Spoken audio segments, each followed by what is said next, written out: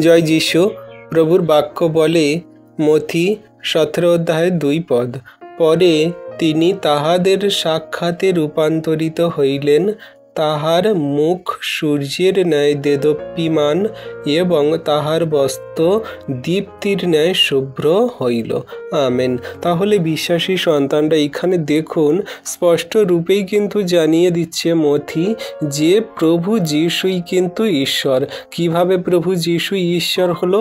তিনি কি হয়েছিলেন না, সেই শিষ্যদের সাক্ষাতে, সেই যে শিষ্যরা ছিল, সেই যোহন এবং তার ভ্রাতা যাকব আর পিতর, সেই তিনজনে ছিল, আর তাদের সাক্ষাতেই প্রভু যিশু রূপান্তরিত হয়েছেন, মানে পরিবর্তন হয়েছে, তার শরীরে চেঞ্জ এসেছে, তিনি তার নিজের রূপকে বদলেছেন, তিনি চেঞ্জ করেছেন। কি চেঞ্জ করেছেন না, তার মুখ সূর্যের মতন, সূর্য যেমন আমরা তার দিকে তাকাতে পারি না, তার যে রোশনি, তার যে জ্যোতির ছটা যে আমাদের চোখে লাগে, তেমন খ্রিস্ট যিশুর মুখ সূর্যের মতন দেদীপ্যমান হয়েছিল, উজ্জ্বল হয়েছিল।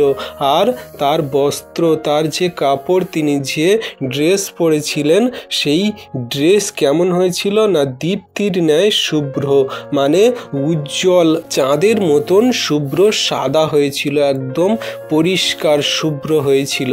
তো এমনি করে প্রভু যিশু সেই শিষ্যদের সামনে, পিতর, যাকব আর তার ভ্রাতা যোহন, এই তিনজনের সামনে সেই পর্বতে গিয়ে তিনি নিজেকে চেঞ্জ করেছিলেন, পরিবর্তন করেছিলেন, তিনি সেই সমস্ত কিছু দেখিয়েছিলেন। তাহলে তিনি যদি ঈশ্বর না হতো, এগুলো কি তার দ্বারা সম্ভব হতো? তো খ্রিস্ট যিশুই হলো ঈশ্বর। ঈশ্বর প্রভু আপন বাক্যে সকলকে আশীর্বাদ করুন। আমেন।